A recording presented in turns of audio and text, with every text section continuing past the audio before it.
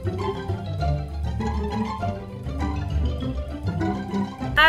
semua. Good morning, good afternoon, good evening everyone. Hi, my name is Mira and welcome back to my channel. Apa kabar kalian? Kali ini video gue akan ditemenin oleh seseorang yang lagi diem aja nih. Sekarang kayaknya lagi merenung dulu ya. Hai Bang. Halo. Hai, oke. Akan ditemenin oleh gimana nih cara sebutnya so stupidly? So Stupidly Genius Movie Podcast. Yes. So Stupidly Genius Movie Podcast dengan Ray ya, betul ya? Iya, betul. Oke, dan Ray ini udah berapa lama nih sebelum kita mulai ngobrol-ngobrol soal film, udah berapa lama nih bikin SSG Podcast-nya? Dari April tahun lalu. Bukan hampir lagi, malah udah setahun. Ah iya bener, April kan udah lewat ya. Iya. Yes, that's correct. Oke. Dan kali ini kita akan ngobrol-ngobrol soal Ray.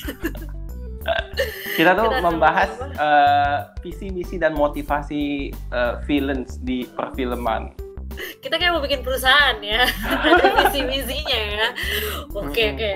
Nah, sebelum kita mulai, as always, jangan lupa nanti klik bell button di sebelah subscribe button gue untuk bisa diingetin kalau misalnya gue upload sesuatu yang baru. Dan gue upload sekarang suka surprise nih, kadang-kadang collab, kadang-kadang toy reaction, kadang-kadang movie review, mungkin nanti juga sesuatu yang lain. Kalian kan nggak pernah tahu. Tapi untuk hari ini kita akan special ngobrol tentang villain dan visi misi mereka seperti apa. Dan kalau misalnya buat gue sih nanti gue terangin deh villain tuh buat gue tuh perannya seperti apa. Cuman kalau misalnya buat lu Ray, villain ini tuh kalau misalnya lu menonton sebuah film, lu prefer villainnya atau prefer protagonisnya nih kira-kira? Apakah alasannya gitu?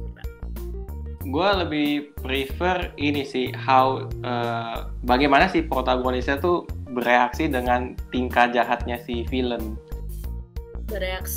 Protagonisnya bereaksi dengan tingkah jahatnya si villain. Oke. Jadi usahanya sih yang dicari gitu. Oh, I see. Berarti kayak pertanyaan lu kan, lu lebih prefer nikmatin peran si protagonisnya atau si antagonisnya berarti ya? Betul.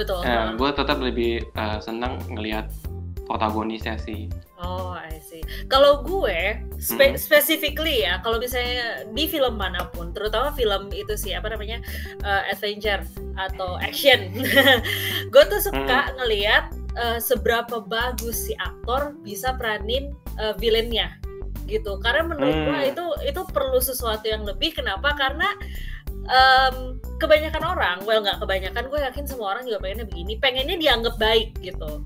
For them to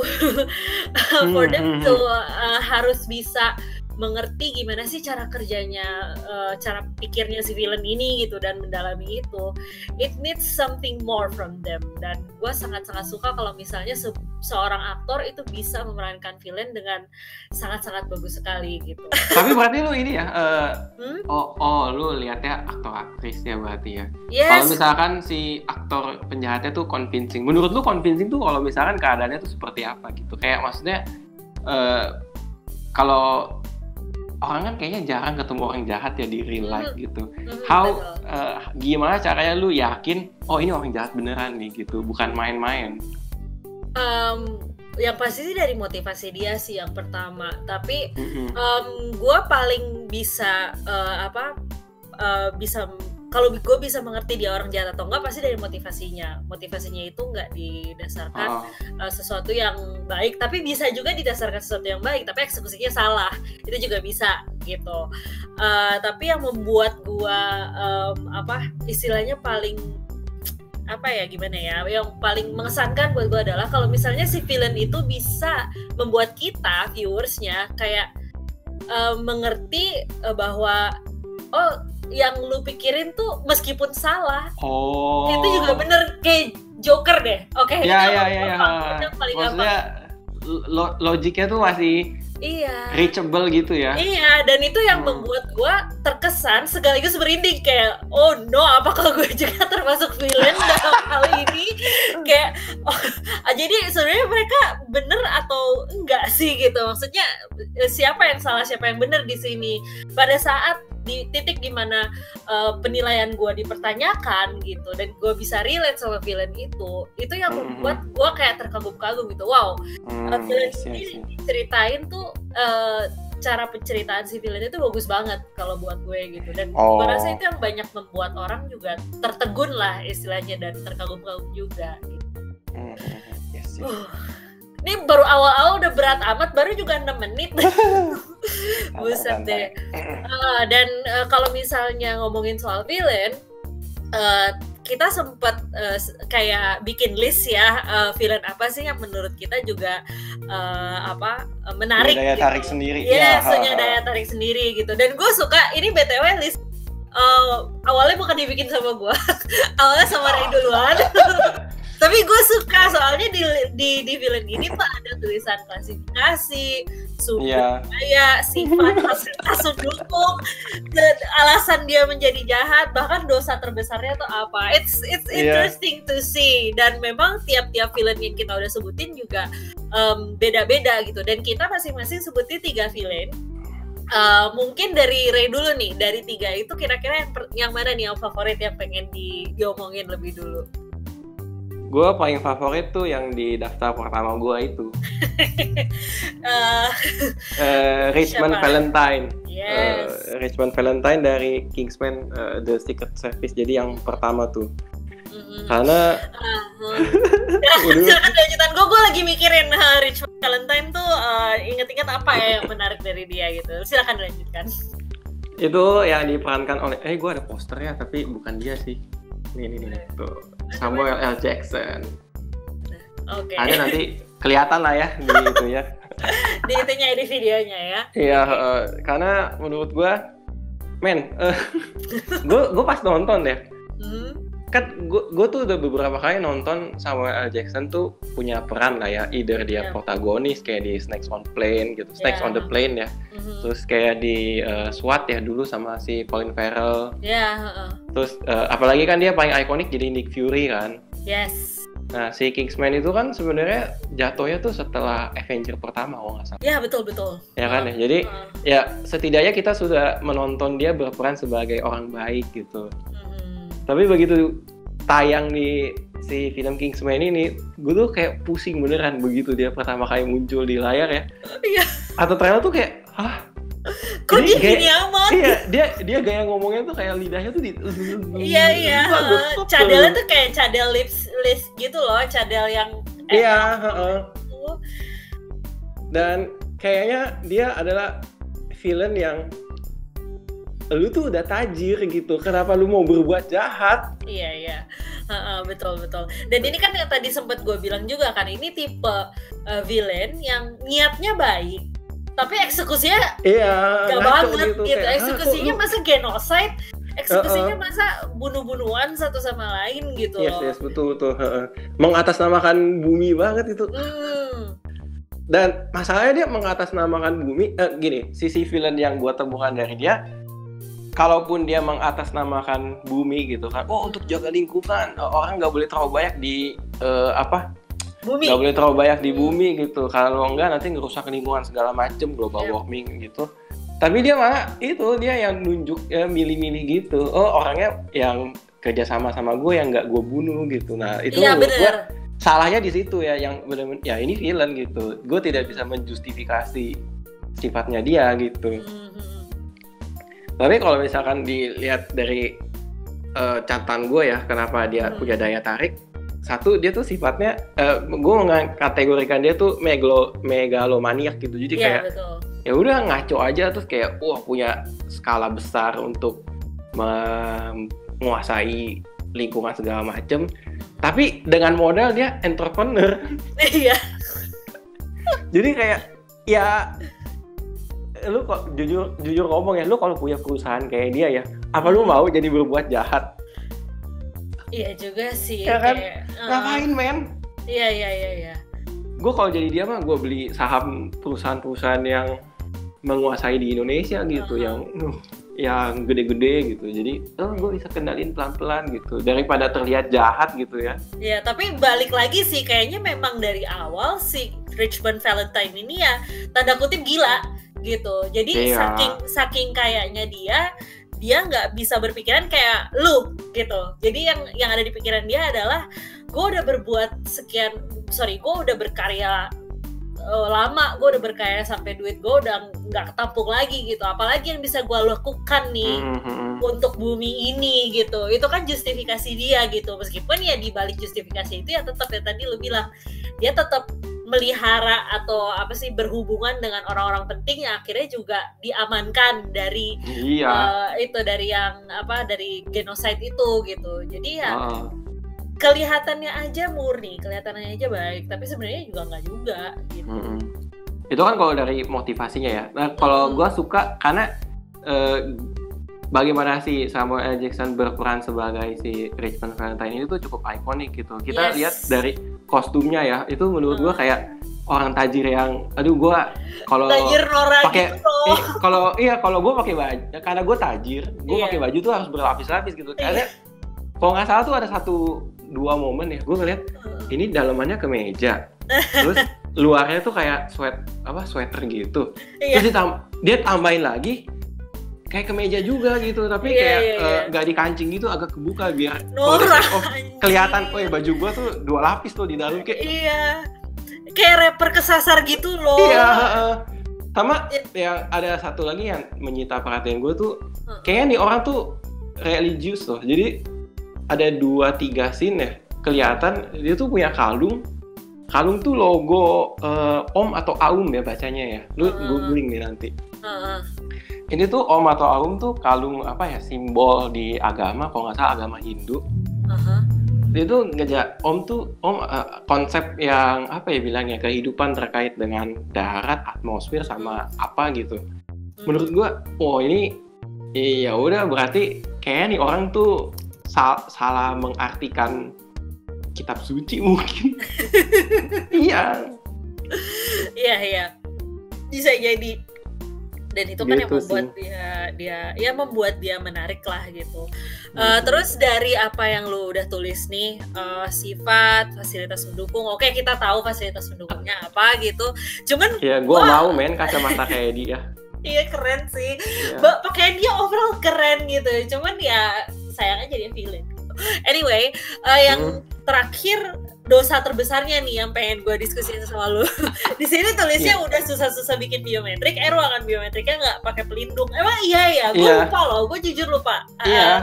Jadi kan kalau yang di adegan terakhirnya yang ada bangkurnya segala macem, semua kan diajakin party gitu kan. Kok pada suram semua lu semua, party, minum gitu. Terus kan itu dia di atas gitu kan, mejanya tuh yang dia tempel kayak telapak tangan, kiri kalau nggak salah. Nah masalahnya, lu kan itu tuh bawahannya tuh tanyain dia gitu, lu kenapa yang ini perlu biometrik, kan lu yang minta gitu, yang ini tuh nggak boleh sembarang orang, ini mesti paling aman, paling secure gitu. Alasan tapi kayak lu hire tentara, emang lu nggak belajar statistik, kalau lu hire tentara yang memegang senjata, kalau gajinya dibayar kurang, tiba-tiba dia mau kudeta, lu kan nyawa lu tuh terancam gitu. Iya bener. Jadi kan, aduh gue kebayang.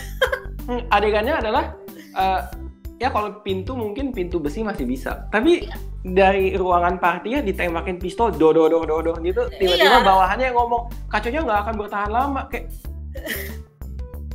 kacanya nggak bertahan lama, gimana sih? Berarti nggak aman-aman banget dong gitu. Iya sebenarnya. Oke, gue ngerti dosa terbesarnya. Jadi kayak gue ngakak aja, ya ampun, lu udah punya satelit, udah punya ini, punya itu, segala macem, udah bagus. Dia pun orangnya ngomong, gue nggak mau punya daftar digital. Jadi kan ada satu adegan dia terbang pesawat, kayak dia tuh punya checklist gitu. Checklistnya tuh nggak dikerjain di komputer, dia kerjain di buku, kayak buku absen anak SD gitu. Iya. Itu berarti kan dia orangnya tuh kayak bahasa Inggrisnya meticulous kali ya. Iya, super secure gitu. Paranoid lah. Iya, iya. Men, lu kok udah paranoid sampai segitu ya, masa ruangan paling aman lu tuh nggak dilindungi? Nggak cocok ya sama yang seharusnya menjadi personality dia gitu. Iya, tapi ya udahlah, namanya film kan. Gue kadang tuh kalau lagi rekaman suka bahas sesuatu yang di luar nalar, gue udah ngomong aja. Ya kalau ini tuh udah istilahnya ya namanya juga film gitu. Jadi lu mau protes kayak gimana nggak bisa gitu. Tapi ya buat ketawa-ketawa aja. Iya, iya. Tapi gue suka meskipun film Kingsman yang kedua juga menarik, kayaknya yang the one who takes the cake sih dia sih, Richmond Valentine ini gitu. Iya. Maksudnya Poppy juga oke sih. Kalau misalnya kalian tahu Kingsman 2, Poppy juga oke, cuman dia sangat-sangat narsisistik banget. Dan menurut gue sih waktu dia meninggal sih kayak meble gitu loh.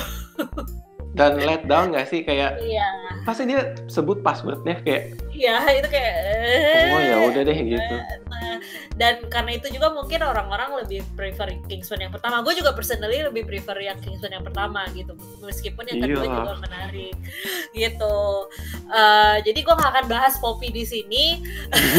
Mungkin gue akan langsung ke villain list. Lu punya? Yes, villain list gue sendiri. Yang nomor satunya adalah ini yang Ray bete karena ternyata ini kayak something that he miss, yaitu yaitu villain Marvel yang dibilang bisa dibilang paling complicated dan paling menarik, yaitu Eric Killmonger atau nama lainnya apa? Njadaka ya di Black Panther. Ya, Njadaka. Yes, dan itu benar-benar surprising juga buat gue. Gue agak capek sih gue ngomong ini, cuman gue sangat-sangat suka dengan Marvel Cinematic Universe gitu. Itu yang nemenin gue dari pertama kali gue suka, bener-bener suka film dan pengen menekuni profesi ini, yaitu jadi ini gue juga wiru loh.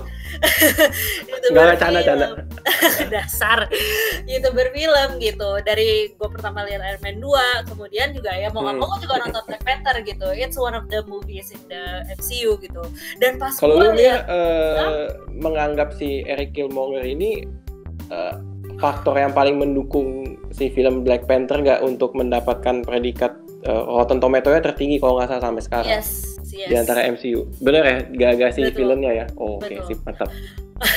Karena apa ya, selain dia bisa mendeskripsikan the culture correctly, gila, direkturnya itu keren banget. Oh my god, gue pernah lihat breakdownnya di video apa gue lupa, dan dia bisa breakdown bahwa scene ini tuh ada artinya ini dan semuanya menjurus ke culture tersebut. Dan gue bengong abis, dan gue post videonya kayak kipas-kipas diri gue sendiri gitu, kayak anjir, gue bilang ini keren banget. Dan Eric Killmonger is not an exception gitu, dia juga punya sisi complicatednya. Karena kalau misalnya dilihat motivasinya dia, apakah motivasinya dia salah? Enggak juga gitu.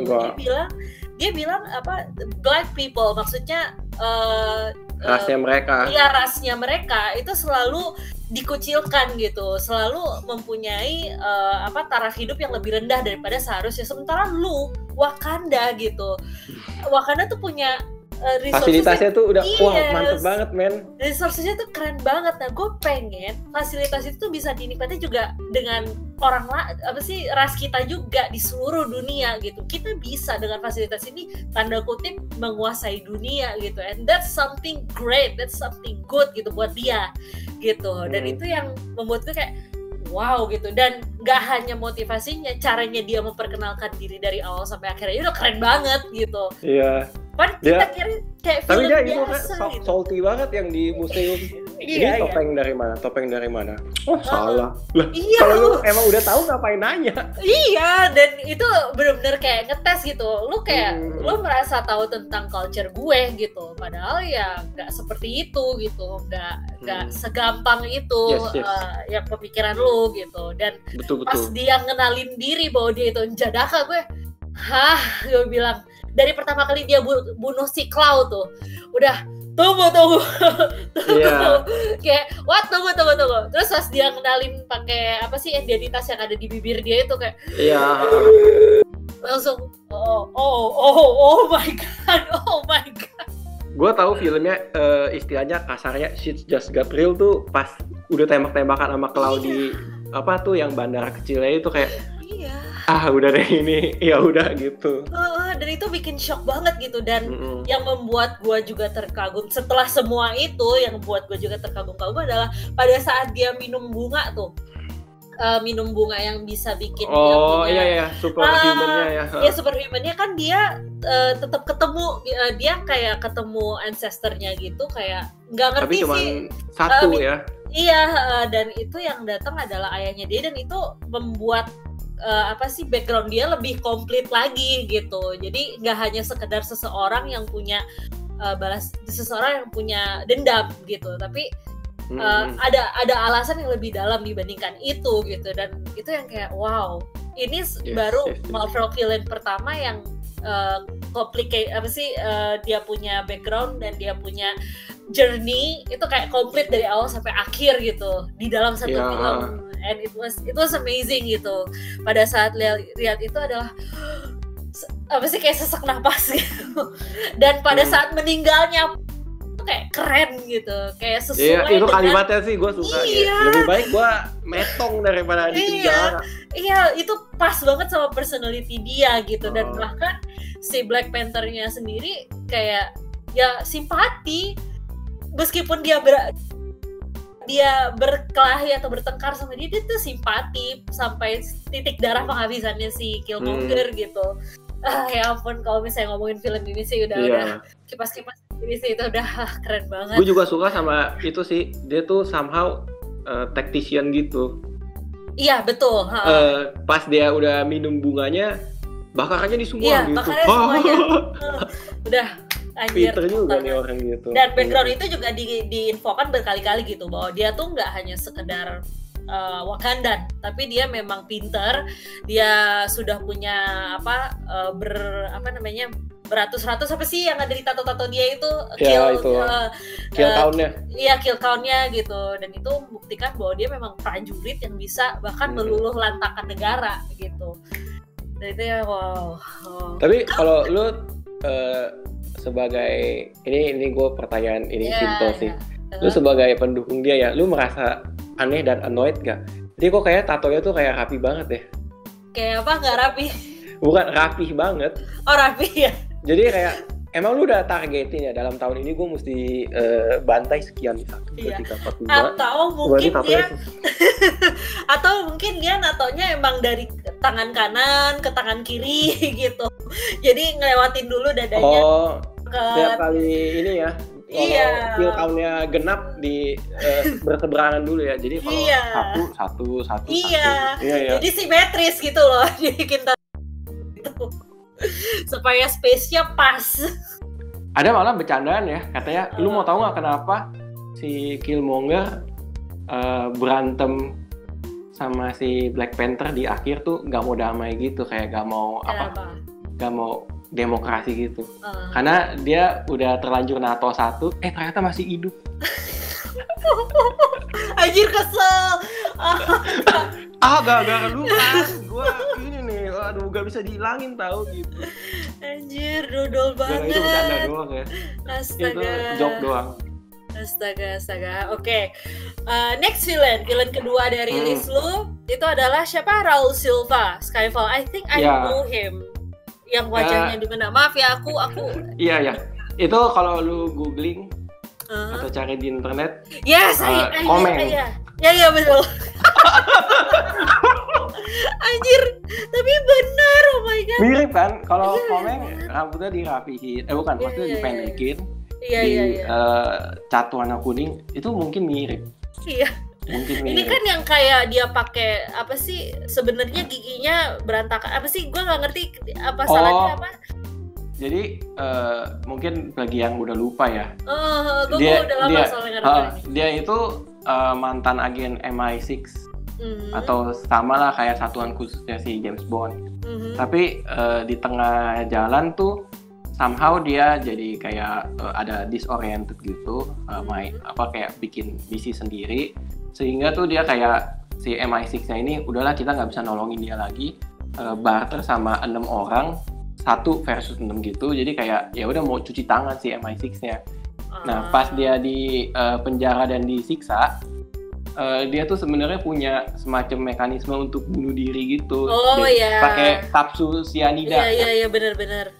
Nah terus pas dia gigit kapsul sianidanya, dia ceritain kayak gagal gitu, malah cuman ngerusak sebagian badannya doang. Jadi giginya tuh gigi kirinya tuh kayak hancur, jadi ya letoy, dia mesti butuh penyangga gitu di dalam, kayak kawat gigi tambahan gitu sih. Penopang lah dari dalam.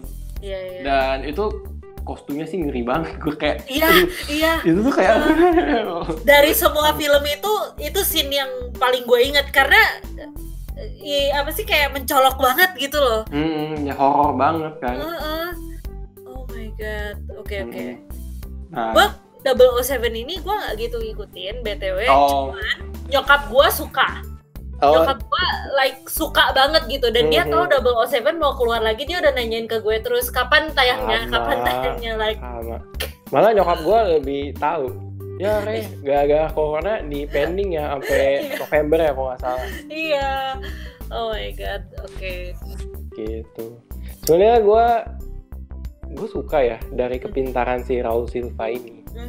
Bagaimana dia mengskim rencana-rencananya tuh, dan munculnya tuh kayak ini filmnya kan hampir 2 jam atau 2 jam lebih. Iya sih. Munculnya tuh baru 1 jam lewat 5 atau 10 menit gitu. Jadi lama banget gue udah ngelihat dia gitu, dan udah pas first appearance-nya di dalam film. Itu tuh kayak personanya tuh udah cukup mengerikan. Dia ngomong ya gue tuh mantan agent gini-gini, punya filosofi. Ya kalau orang yang tersisa kayak ibarat tikus ya, percobaan tikus gitu kan, yang dimasukin ke gentong,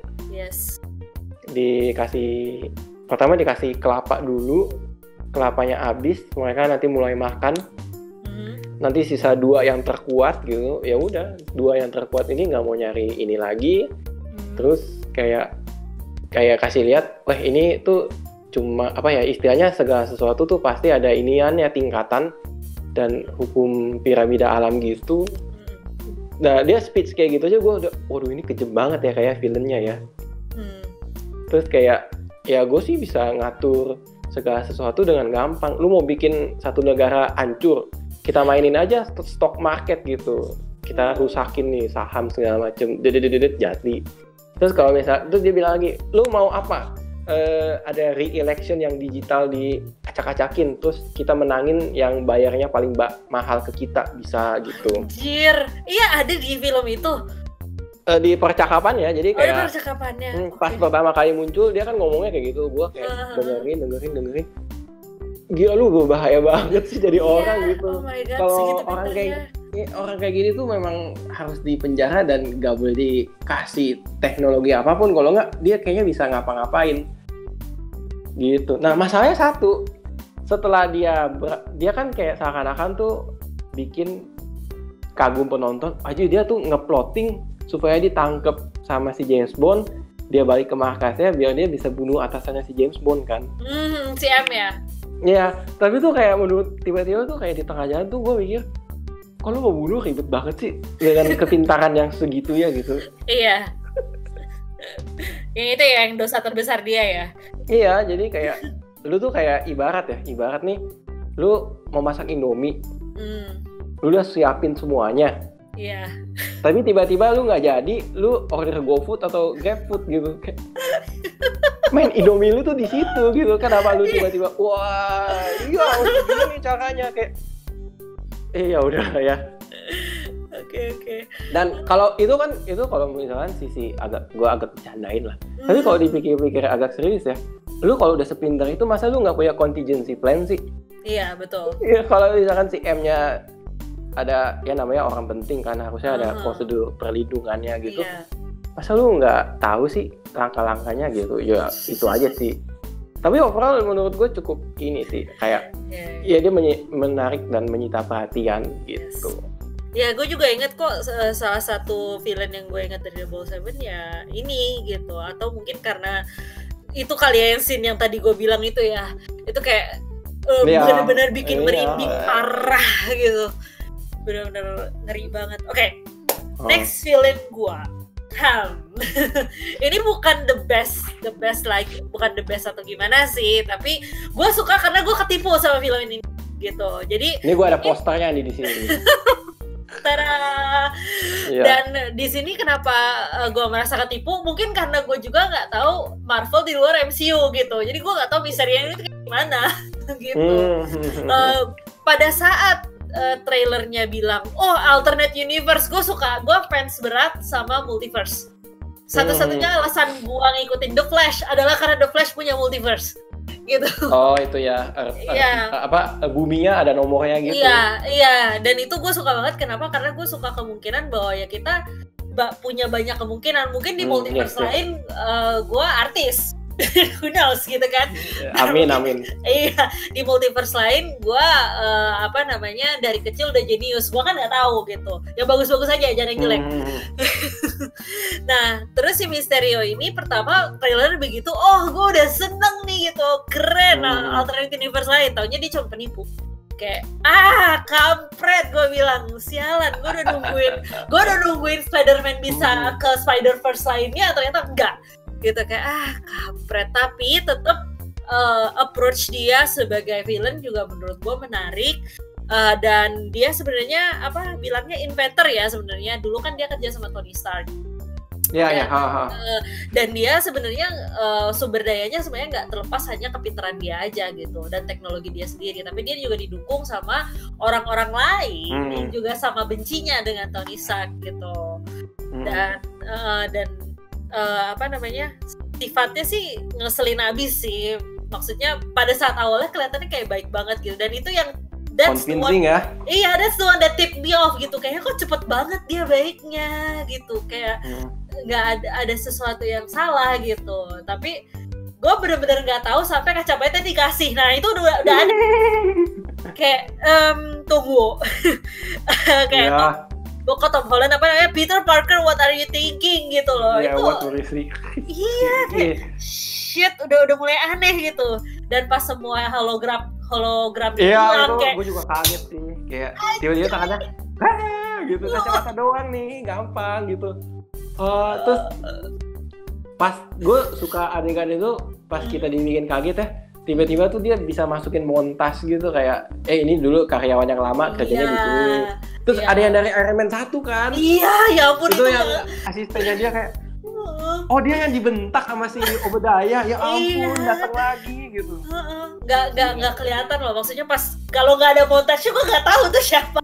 Iya sama gitu kayak oh iya gitu. Pinter sih yang bikin. Iya. Terus alasan dia pastinya menjadi jahat karena ya selain dia memang kecewa juga ya dia marah sama Tony Stark-nya kan. Dia punya teknologi apa namanya Barf. Iya, gue lupa singkatannya apa. Gitu. Terus tapi menurut gua, ini bukan dosa terbesar atau gimana sih, tapi gini, dia hampir istilahnya mengeliminasi Spider-Man gitu. Kalau menurut gua untung aja si Spider-Man masih hidup gitu. Cuman dia mencoba tanda kutip Nick Fury, karena kan ujung-ujungnya dia bukan Nick Fury kan gitu. Dan pada saat si Spider-Man kayak minta bantuan gitu sama si Nick Fury-nya via si Happy, barulah ketahuan bahwa Mysterio itu ya orang jahat. Quentin Beck. Yes, Quentin Beck. Tapi gue tetap sih seneng sama final act-nya dia, final plan-nya dia. Karena kan dia kira reveal si Spider-Man itu siapa. Dan gue bisa lihat Jonah Jameson lagi. Ya ampun, gue seneng banget. Iya. Itu gue happy banget lihat aja dia. Ini FYI ya, lucu-lucuan aja. Gue kan nonton sama bokap nyokap gitu. Iya. Tiba-tiba bokap gue tuh nanya, itu siapa? Iya, si Daily Bugle itu, si J. Jonah Jameson. Iya, J. Jonah Jameson. J.K. Simmons kan? Iya benar. Itu siapa? Terus gue jelasin, tuh tenang, lu kan suka ya sama si MCU. Yes. Kita masih punya harapan Spider-Verse itu terjadi. Gue adalah salah satu pendukung. Lu lihat itu Doctor Strange 2 kan direktornya sekarang si itu siapa? Sam Raimi. Gue mau Google. Ada. Tahu kan? Itu kan dia yang kerjain Spider-Man Tobey Maguire. Banyak orang dan fans tuh termasuk gue kayak ini kalau terjadi sih seru gitu. Tiba-tiba nyengir lewat aja dikit gak apa-apa gitu. Iya, oh my god, please. Gue udah fans beratnya Multiverse. Pada saat Spider-Verse keluar, nilai gue tuh 10, 10 by 10 loh. Sama. Kayak, watch, kayak itu keren banget, oh my god. Dan transisinya... Itu kan akhir tahun ya, 2018 ya kalau nggak salah. Iya, transisinya Miles Morales dari awal sampai akhir itu smooth banget, asli bikin merinding, oh my god. Terus gue aja sekarang merinding, anjir, bayanginnya doang. Astaga, gue happy banget. Dan produknya si Spider-Verse tuh menurut gue marketingnya tuh cukup bagus sih. Dia kayak ngelibatin fans, kalau kita mau ada yang kedua kira-kira kita mau tambahin apa. Kan ada yang bercanda, datengin Spider-Man Jepang gitu. Oh iya, yang ada jam tangannya gede. Terus iya, kan kemarin ya kalau nggak salah dia ada semacam teaser gitu kan. Kita akan ada sequel gitu. Terus jadi kayak kumpulan Spider-Man-nya tangannya begini nih. Nah ada satu yang ada ituannya si yang Jepang gitu. Jadi orang tuh langsung heboh kayak wah gitu. Gue udah lihat beberapa klipnya Spider-Man Jepang, it's good sih. It's good kalau misalnya dia dimasukin gitu. Iya, please robotnya juga keluar. Yap. Ya, tapi tergantung lah sih pembuat filmnya caranya gimana. Balik lagi ke si Quentin Beck. Oh ya. Gue juga suka sih. Dia kayak cukup mengedukasi penonton ya. Lu kalau mau bikin special effect di film-film tuh kayak gini bajunya. Anjir ya. Ada total-totalnya gitu kan. Iya. Iya itu. Terus kayak lu ada alasannya kenapa helmnya Mysterio tuh agak bulat kayak akuarium. Itu kayak ternyata tuh ada ituannya kan yang buat telepon segala macamnya gitu kan. Oh iya betul. Dia by design gitu. Iya. Oke, let's fill in for both of us. Terakhir itu lu tulisnya Dr. Emma Russell, Godzilla King of Monsters. Gue cuma nonton film ini sekali di bioskop waktu itu, tapi gue kayaknya tahu deh, itu yang punya anak ya kan? Iya, itu kayak, aduh, gue tuh termasuk yang kayak, maksudnya, ini orang tuh nekat gitu, dia punya konsep bahwa Titan sama manusia bisa hidup berdampingan. Iya. Tapi somehow tuh gelagat dia di sepanjang film tuh kayak kurang saintifik. Iya. Kayak istilahnya tuh kejebak MLM gitu. Ya udahlah gue mesti ngikutin apa kata atasan gue gitu kayak. MLM. Iya bener kayak nyebelin banget gak sih kayak kan atasannya pokoknya kita ambil alat, kita aktifin alatnya, kita bangunin satu-satu Titannya. Iya. Biar pondain bumi, lapisan bumi, atmosfernya kembali lagi, jadi sehat lagi segala macam whatsoever itu. Cuman kayaknya emang lu nggak study dulu ya, Ghidorah tuh mengerikan itu gitu. Dia bisa bangkitin Titan lain segala macam. Malah udah ambil kan take dia action. Dia geobiologis gitu. Dia sesuatu seharusnya kan dia bisa ngecek dulu gitu kan. Iya. Tapi ujung-ujungnya dia jadi baik nggak sih? Iya, dan kalau gue tuh dulu kayak ngeledekin ini tuh adalah salah satu karakter yang banting setirnya tuh paling cepet. Iya. Gara-gara anaknya hilang aja, anak gue hilang gitu.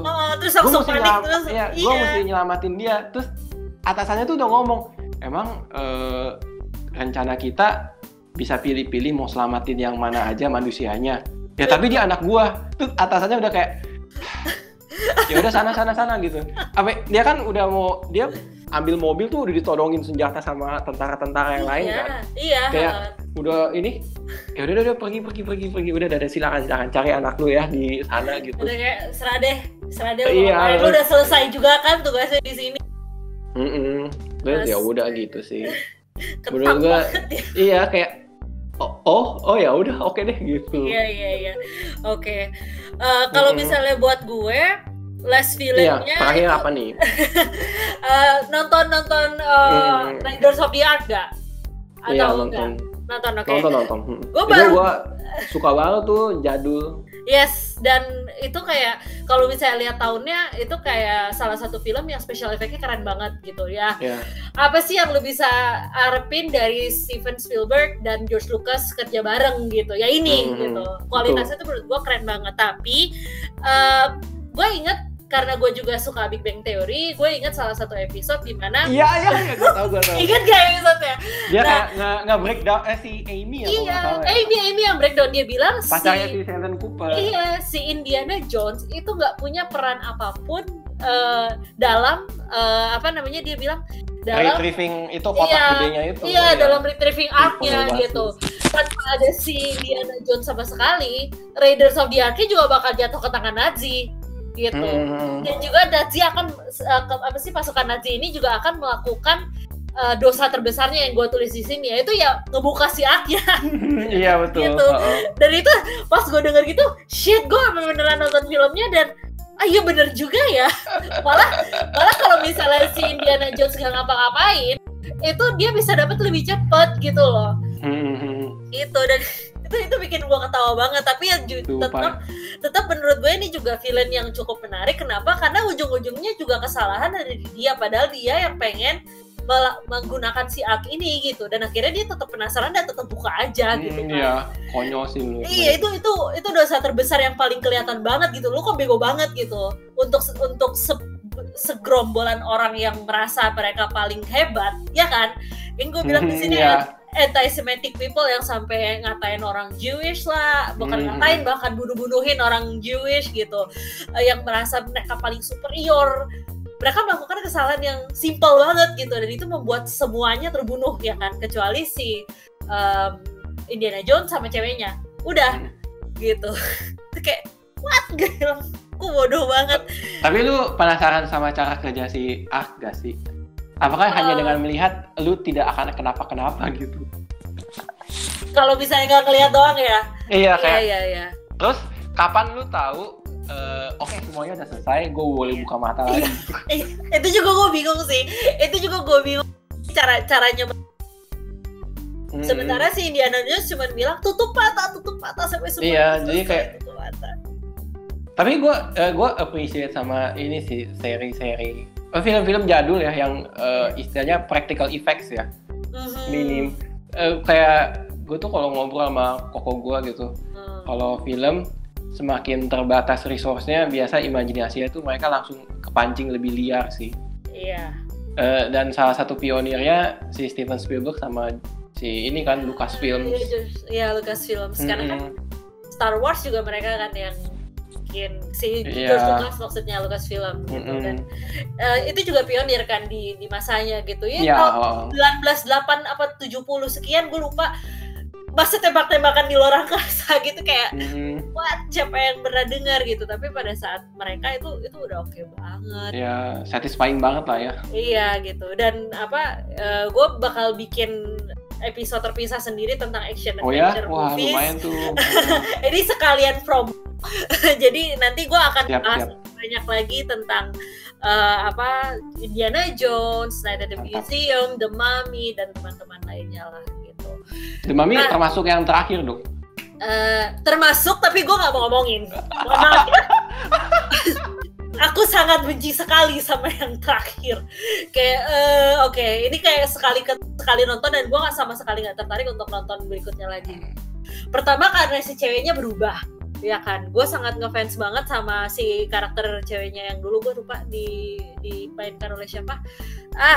Terus kan mereka tuker kan aktrisnya, dan menurut gue itu kayak nggak cocok gitu, kayak ada sesuatu yang hilang gitu. Terus jalan ceritanya juga aneh, dan sekarang anaknya juga udah gede, dan berhubungan sama orang yang immortal, kayak gue nggak ngerti asiknya lagi gitu.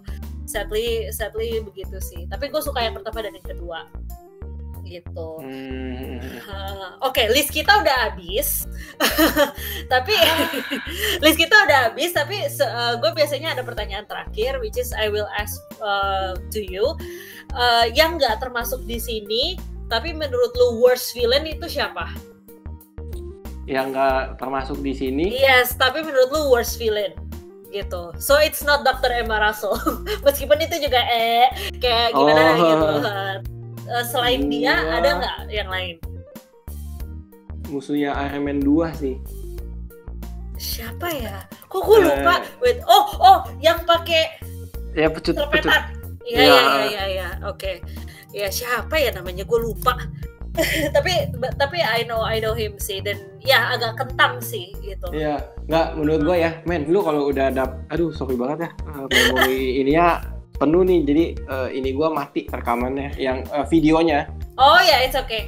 Nanti digelapin aja lah ya. Yes. Ini gini, lu tuh punya akses menggunakan fasilitas tentara bersenjata robot. Yes. Yang lu lakuin itu tuh lu porandain kota di sekitar. Dan apalagi robotnya tuh bisa meledak gitu. Kalau gue jadi dia sih ya, gue tuh udah incer orang-orang penting di dunia, men. Presiden Iya. negara gue incer biar ya udah ribut dah gitu. Ini kayak mengikuti ego sendiri gitu loh, kayak. Iya kayak, aduh lu kok. Iya benar kata lu, kentang banget. Dan dia kayak apa sih, ngikutin alur aja gitu loh. Siapa yang saingannya Tony Starknya? Aduh lupa namanya. Anton Vanko. Kalau Anton Vanko kan si villainnya. Itu kalau saingannya tuh yang pakai kacamata juga. Itu ya, Hammer Industries. Iya, Hammer Industries gitu kan. Dia kayak ikutin alur aja gitu. Sampai akhirnya dia ketemu. Itu juga konyol sih, aduh. Kalau lu itu dua-duanya ngaco tuh. Iya. Tapi kayak Rotten Tomato atau review? Gimana? Rotten Tomato review. Suaranya hilang nih BTW. Halo.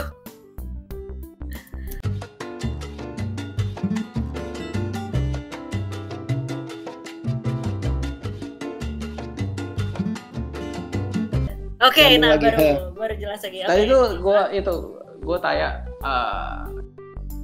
kalau dari Iron Man 1, 2, 3 ada nggak sih yang mengecewakan lu? Kalau gue kecewa sama yang kedua sama yang ketiga, tapi gue urutin tuh satisfaction gue tuh tetap di yang pertama, terus yang ketiga oke lah, baru yang kedua tuh agak let down sih gue. Ironically, gue sebenarnya pertama kali nonton adalah Iron Man 2. Oh. Jadi bukan Iron Man 1 gitu, tapi meskipun begitu itu membuat gue kayak apalagi sih yang bisa gue tonton gitu. Dan setelah gue tahu Iron Man 1 baru gue it makes lebih gregetnya lebih ada dibandingkan Iron Man 2 gitu. Jadi buat gue Iron Man 2 gak buruk-buruk amat, why ya karena sentimental reason. Karena Iron Man 2 gue jadinya kenal MCU gitu. Tapi setelah gue nonton, yes, gue lebih prefer Iron Man 1. Kemudian sama kayak lu, Iron Man 3 barulah Iron Man 2 yang di bawahnya gitu. Karena dari kualitas villain juga ya seruan bagusan seperti itu gitu loh. Kalau yang ketiga kan yang kenapa gue kalau lu nonton yang kedua tuh nonton yang ketiga, lu bilang kentang kan ya kayak gini nih, lu ngancem tuh presiden gitu. Iya, lebih masuk akal dan rencananya juga lebih mateng gitu loh villain yang ketiga gitu. Iya, kita bikin supply sama demand gitu. Iya. It makes more sense itu. Ya, gue menghasut si wakil presidennya ya karena anak wakil presidennya kan unfortunate gitu, kakinya nggak ada. Dan itu keren gitu. Iya, itu kayak ini berbahaya juga nih film nih gitu. Itu keren banget. Dan kalau misalnya buat gue masih ngobrolin soal Iron Man juga, worst villain-nya di situ selain Anton Vanko kan udah lu sebut, satu lagi Mandarin cuy, yang jadi kedok itu loh, itu kentang banget. Padahal kalau Google kan Mandarin tuh, mohon maaf, keren kan? Ya, cincinnya ada 10. Iya, maksudnya super villain yang memang berbobot gitu loh. Dan di sini cuman kayak kedok doang. Teknologi alien kalau nggak salah ya. Itu kan keren banget. Kayak pertama kali gue juga dengar Mandarin, gue ingat pada saat Iron Man muncul, Mandarin diumumin, orang kan pada excited gitu, kayak ini keren banget nih, keren banget gitu. Pas dikasih lihat malah cuman begitu kayak gitu. Loe gitu. Iya. Terus kalau misalnya tadi gue sempat think sedikit, gue ngecek worst villain tuh apa, dan worst villain ini buat gue synchronize sama film Batman and Robin yang paling gue benci. Kalau misalnya lo ingat Mr. Freeze. Mr. Freeze sama itu Poison Ivy ya. Oh my god, that whole movie is a travesty, including the villains gitu loh. Bane-nya juga ngaco gitu, Bane-nya yang kalau misalnya kita lihat yang Batman yang paling baru, Bane-nya kan keren banget gitu kan, yang bobot gitu. Mercenary. Iya, Bane yang ini tuh kentang banget gitu, hanya sebagai gun dari si siapa namanya? Si Mr. Freeze sama si itu Poison Ivy. Dan Mr. Freeze juga kayak gak meyakinkan gitu loh kalau misalnya untuk jadi villain gitu.